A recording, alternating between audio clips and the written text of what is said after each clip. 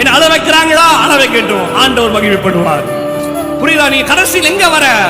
ஆண்டவர் கிட்ட தான் வரீங்க. மற்றொரு சதி செய்து உங்க மதிப்பை கூட கெடுக்கலாம். அதை கெடுத்தாலும் ஆண்டவர் மதிப்பை கூட தான் வைப்பார். அதை நான் ருசிச்சிருக்கேன். நான் சூப்பரா டேஸ்ட் பண்ணி. எத்தனை பேர் ஆமைன்னு சொல்றீங்க? எந்தெந்த இடத்துல மதிப்பை கெடுத்தாங்க அங்க இன்னும் மதிப்பா தான் கர்த்தர் உட்கார வைத்திருக்காரு. தவிர அதுக்கு என்ன தெரியுமாங்க ஒரு கீ, நீங்க வந்து ப்ரூஃபே பண்ணக்கூடாது. அவங்ககிட்ட நான் இப்படி தாங்க, எனக்கு மதிப்பு இருக்குங்க, எனக்கு அது இருக்குங்க, பேர் இருக்குங்க, அப்படிலாம் நீங்க ப்ரூவே பண்ணக்கூடாது.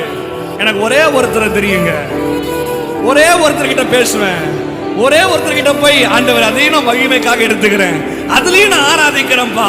ஆண்டவரை என் பேரை கெடுத்தா நான் உம்முடைய பேரை வச்சு வாழுவேன். எனக்கு இந்த உலகத்தில் தெரிஞ்ச ஒரே பேரு, அது என் இயேசுவின் நாமம். எனக்கு யாருமே இல்லாத மாதிரி தான் இருக்கும். நான் தனியால் மாதிரி தான் தெரியுவேன். ஆனா எனக்கு பின்னாடி ஒரு சேனையே இருக்கு.